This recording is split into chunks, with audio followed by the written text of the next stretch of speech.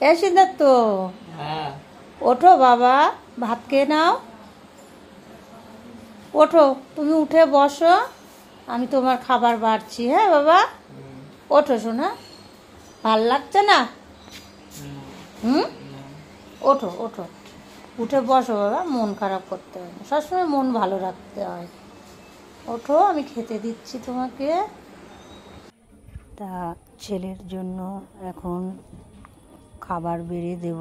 তো আজকে করেছিলাম ফ্রাইড রাইস আর খাসির মাংস। তো রান্নাটা আমি করিনি, আমাদের বাড়িতে একটা ভাই এসছে, ও করেছে রান্না।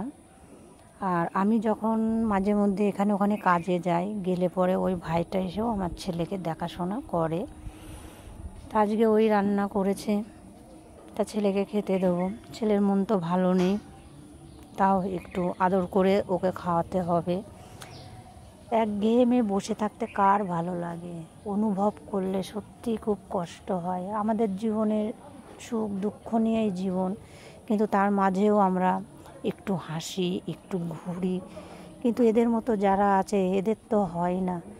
সেই জন্য আমি সবসময় চেষ্টা করি ওকে আমার বাড়ির কাছে যেগুলো হয় ওকে নিয়ে যাওয়ার, দেখানোর এবং একটু আনন্দ দেওয়ার চেষ্টা করি। দূরে কোথাও পারি না, দেখো ওকে কোলে তোলা তো এখন আমার পক্ষে সম্ভব না।